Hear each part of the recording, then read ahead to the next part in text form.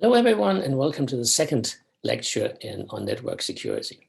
I want to start by hopefully reminding you that we had this definition in the last lecture of authenticated key exchange.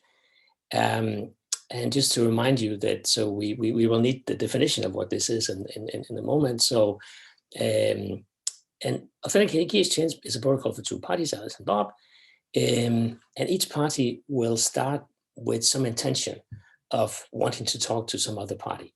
At the end, each party will either say something went wrong or will accept and output a key that then hopefully is shared with the other party that the person actually wanted to talk to. And the properties we want are defined as in terms of what the protocol can guarantee to a certain party from the point of view of that party, assuming that the party actually accepts in the protocol. So let's say that A wants to talk to B, A accepts, outputs a key, and then the following has to hold. First of all, authentication. So in that situation, B must also have participated in the protocol, and furthermore, if B also accepts, then he didn't even want to talk to A. So in that case, everything is fine in terms of that you know who you're talking to. Secrecy. The natural requirement, B has to be the only other party who can compute the key. Agreement, if Bob also accepts, he must output the same key that Alice also has in mind. And finally, freshness, K must be randomly chosen independently of anything else, so we make sure that we don't reuse session keys. This is what we're after. So now let's see how to do this. We saw last time how to not do it. So inside some of the very well-known and widely used network protocols we have on the internet, there is actually a good way to do this. So SSL secure socket layer, or in a newer version, transaction layer security, TLS, is a protocol for a client and a server. So because those standards always talk about client and server, I chose to switch the names from Alice and Bob to CNS. So as I said, it used to be years back SSL, now it's called something else, but essentially it is the same thing. And the important thing to understand here is that this thing is placed in the standard protocol stack between the transport layer and the application layer. So what that means more concretely is the following, that TLS uses TCP/IP to send data, but the parties who talk are actually software applications, and typically it will be a browser and a network server. So there's a diagram here below that tells you how this works. So let's say we have a web browser here inside a client computer. Once you establish a TLS connection, this browser will then send data, typically in encrypted form, to the network adapter. And then the network adapter has already, at this point, a TCP/IP connection to the network adapter at some other machine. And so what goes on here is TCP/IP traffic over the internet. And once this arrives in the other machine at the other side, then this is given eventually to the web server. So that what this means is that the two parties talking to each other in this TLS protocol are actually the browser and the web server, but they use in the middle here the network adapters and the TCP/IP protocol as a vehicle for transporting the data. And since this TCP/IP traffic resides in the transport layer in the usual protocol stack, whereas the browser and the web server, of course, are on the application layer, that's the sense in which the SSL or TLS protocol is in between those two layers. Okay, so the main components of TLS are two. Well, there are more, but only two are really worth talking about here. First of all, there's a record protocol, and that is the part of TLS that's responsible for actually moving data from A to B. If session keys have been agreed on, then it will use secret key cryptography to send encrypted and authenticated data between the parties. So this would be something of the form typically that you encrypt the data using, let's say, block cipher in counter mode, for instance. And then once you have the ciphertext, you do a message authentication code using a different key on that ciphertext, and then the thing is ready to be sent. Now, because we want to make sure that we don't allow replay, there is a sequence number included in each package that you send, and the receiver expects that the packages must arrive in order. So package number 1, 2, 3, and so on, they must arrive that way, and it's going to abort if not. And the reason why this works, even if we are on the internet, which might not be completely reliable here, is because we run on top of TCP/IP. So TCP/IP is this connection-oriented protocol. It starts by setting up a channel using a handshake, its own handshake, and then it does its best to make sure that whatever is sent, whatever packages are sent, also arrive at the other end in the same order that they were sent. And it has its own system for this, requesting a resend if something is missing and so on. So therefore, when we use this as a transport mechanism, we can reasonably assume that our, from the TLS point of view, it can assume that whatever it sends will actually arrive in the order it was sent. Okay, that's the record protocol. Then we have the handshake protocol, which is the authenticated key exchange of TLS. It will generate these session keys, called application keys in TLS lingo, that are passed then to the record protocol for usage. Okay, so what we were looking at here is the AKE.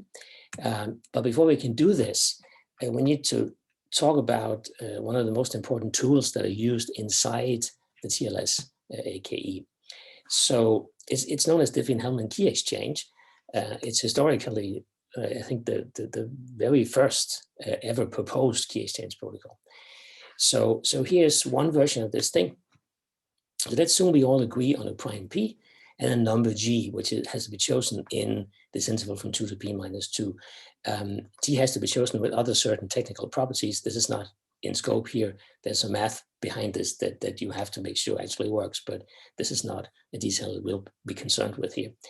Okay, so we have the two guys here, the client and the server. And what happens is quite simple, actually. So the client C will choose a random number RC in the interval from 0 up to P minus 2, will then raise G to the power RC modulo P and send that to the other side, to the server. And S will do something exactly similar. It chooses its own random number in the same interval, raises again G to that number modulo P, and sends that to the other side. And just to remind you, what this means, of course, is that you, in principle, it looks a lot like I would say encryption. You take something, you raise to a power, and you reduce modulo something else. So what it means is that you don't multiply G by itself enough times. You divide by G, you divide by P, sorry, and you take the rest G. So once these two things are in place, we claim that now these two guys can actually compute a key that they will agree on, but that it will be hard for anyone else to figure out. So the observation is what C can do on her side is she can take what she received, G to the RS mod P, and raise this to power RC. And she can do this, of course, because she just chose RC just before. And then S can do a similar computation, except you reverse the roles. So he received G to the RC mod P and can raise this to his own choice, RS. And now the point is that these two numbers are going to be the same. So in fact, they both equal G raised to the product of RS and RC. And the reason why this is true is because you have to remember this classic rule of thumb for modular arithmetic. If you have an expression like this, where at the end you reduce mod P, then any mod P reductions that occur in the middle of the expression do not matter. You can do them or you can get rid of them. It doesn't matter at all for the final result. So therefore, this mod P here can be just gotten rid of. And so we're actually raising, if we do this, what you can see is we're raising G to power RS and then to power RC. And this, of course, is the same by classic rules for exponentiation. It's the same as raising G to the product RS times RC. Over here, doing the same thing, we get D to the RC times RS, but because the order of the product doesn't matter, both will get the same value as. Okay. So that's of course great. Now these two guys can agree on the key. But what about the situation of someone who just looks at this traffic here? Well, it turns out that if anybody was watching this from the outside, and would try to compute the shared key here, he would be up against a really, really hard problem. So let's look at what the adversary actually sees. So he knows the prime P and the number G, of course, because those are system-wide constants, everybody can use them. And he sees the communication. So one guy sends this number here, and the other guy sends another number. But of course, the adversary doesn't know them in this form. He just sees some number that he knows was computed as d raised to some exponent. And now he wants to compute d to this product here. And it's believed that if P is large enough, which these days means about 2,000 bits, it's actually completely infeasible to compute the shared secret from this. What is behind it is basically that what you would have to do essentially is to get hold of either RS from this number or RC from this number. In principle, this can be done, but it's completely infeasible. And if you cannot do this, then there's no way that you could replicate the computation that the client and the server actually do in the protocol. So therefore, this actually is a way in which two parties can agree on the key without this key becoming known to an outsider. And that sounds great, but of course, one thing you have to remember is that this is not authenticated. When one of the parties received this message, D raised to something, you have no idea who this is coming from. So this is not an authenticated protocol. And what TLS does essentially is that it starts from Diffie-Hellman and builds authentication on top of this thing.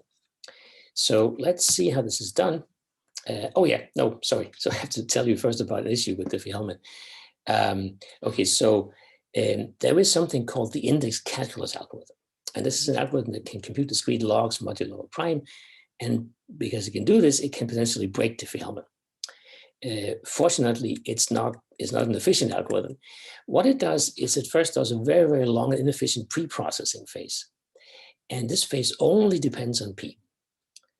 Not the G or the messages that you send in the Diffie-Hellman protocol. But once you've done this, it turns out that any Diffie-Hellman problem you see later on, which lives modulo P, can be solved very, very efficiently. So it's only this pre-processing that makes the whole thing be infeasible. So what that means, therefore, is that you can have a problem if you're not careful, because, for instance, there are older TLS implementations that actually had fixed values of P and G hardwired into the code, which is always a problem because you should never make it hard to change cryptographic parameters. But nevertheless, that's what they did. And furthermore, P was only 1024 bits, which is sort of on the verge of being too small. So that's a very bad idea because it means that you generate a target for attacks. If you're a big organization with large computing power, such as, for instance, the American National Security Agency, then you might think it could be attractive to try and complete this pre-processing phase for those P that sit inside the software, because it means that once you've done it, this may take a long time, but once you've done it, you can actually easily break into any connection that uses those primes for Diffie-Hellman. And there's been some analyses done that suggest that it could actually be possible for the NSA to do this sort of thing. So the take-home message from this is that you really have to make sure that the primes are large enough, and you have to make sure they can be changed, because being large enough is not a fixed notion. It changes over time. You can also use, instead of doing this modulo prime, you can use something called elliptic curve crypto, which is, well, just a different vehicle for implementing Diffie-Hellman. And in that world, there is no such thing as index calculus, so therefore the problem goes away in that case. So this is basically just a warning.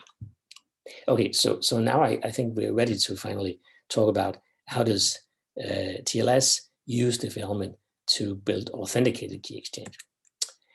So here we go. We have the two guys here, the client and the server. So the client has a secret key and an associated public key, of course. The secret key here should be thought of as a signature key. So C can sign messages, and so can the server on the other side here.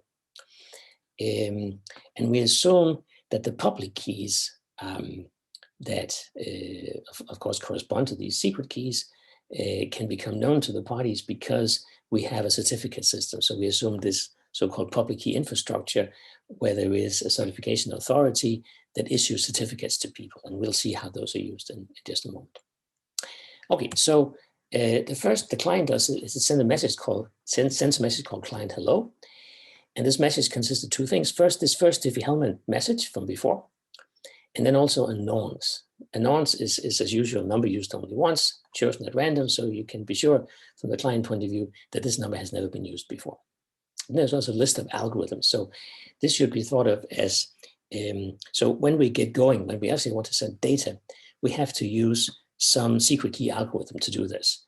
And there are, of course, different options here. And what C is saying here is, here's the list of algorithms I can implement, and which one do you want to use? Okay, so S will respond to this. He sends a server hello message, which consists of his Diffie-Hellman message, his own nonce, and then whatever algorithms he chose out of the list that the client has suggested. Okay, so far nothing is authenticated, of course. I mean, anybody could try and send this, but now the server sends also, yeah, okay, sorry, I should have, I'm getting ahead of myself here.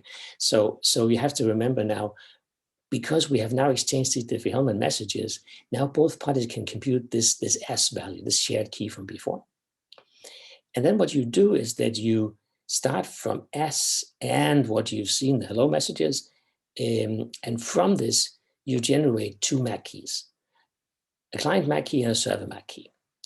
And these keys are generated from, as I said, S and these two hello messages up here, using some function based on hashing. Just it's more complicated than just hashing the things and getting a key out, but don't worry about this.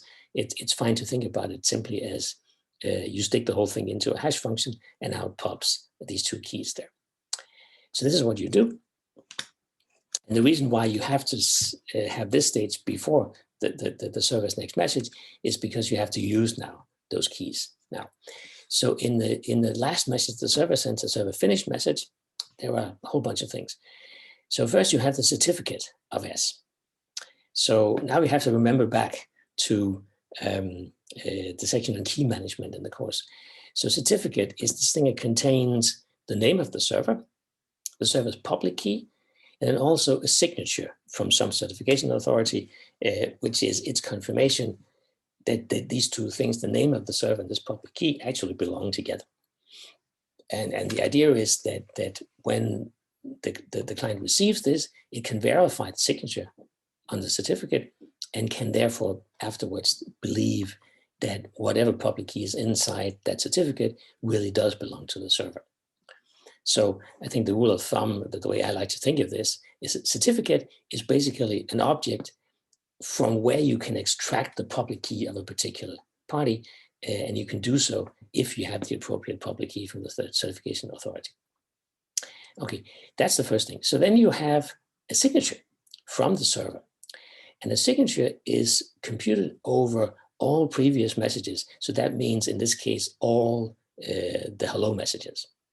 Okay, so you just concatenate the whole stuff here and you sign this thing. And then you also generate a message authentication code on all previous messages using the server MAC key. So that's one of these keys that was generated just before. Okay. It may seem a little bit redundant. Why do you have to generate both a MAC and a signature on all previous messages? But you'll see how this is used when we have to argue that the protocol is actually secure. Okay, and then what you do when you receive such a finished message here is you verify. So this is what C has to do now when he gets this message here. He verifies certificate, and this means now you can extract, if everything is correct, of course, you can extract the server's public key. And now because you know the public key of S in this case, you can verify the signature here. And therefore, so the essence here is that therefore you know that S agrees with you on what those hello messages were. So there wasn't anybody in the middle who tried to meddle with those messages. And then you also, because of course you could generate those same MAC keys that the server has generated, hopefully at least. So therefore you verify this MAC here using that same S MAC key. So that is a server MAC key that refers to the fact that it's used on things that the server sends. The client can generate the same key and can therefore verify this MAC. So this can be thought of as a verification that whoever is out there on the other side actually also knows S, this shared Diffie-Hellman secret, because if you didn't, you would not be able to generate these MAC keys here, because those are generated on input both S and hello messages. Right. So if the client is happy about all this, certificate verifies, the signature of the MAC verifies, it will send its own finished message to the server, which looks exactly the same. So certificate of the client now, the client signature on all previous messages, and mind you, this is now something different. All previous means something else now than what it did before when we were at this stage. And also the MAC, using now the client MAC key on all previous messages, and the server can check this in exactly the same way as what the client did. Okay, and this is the end of the protocol. So if you are happy with everything, then you will generate the application keys or the session keys, and those will be generated on input S, the shared Diffie-Hellman secret, the client hello, the server hello, and server finished. And so now you're done. You have the session keys that will be used for secure communication afterwards. And if something was wrong, you simply reject and abort the protocol. Yeah, so one comment on this is that you might be wondering about why is it that you only include client hello, server hello, and server finished? Why not the client finished? And this is not really security related. It's only an efficiency consideration, actually. You could do it, and this would not harm. But the effect of only using server finished as input is that once the server has sent that last message, it can immediately start generating these application keys. It doesn't have to wait until the client finished message arrives. And that could be an efficiency advantage. But of course, one thing you have to remember here is that you cannot start sending actual data until you have received confirmation from the client finished message. That has to arrive before you start the other stuff, because otherwise you're not sure who you're sending to. Okay, so this was TLS Handshake. Now, of course, we have to argue about, are we sure that this really is secure? And this is something that we'll start doing in the next lecture. This was the end of lecture number 2 and the subject.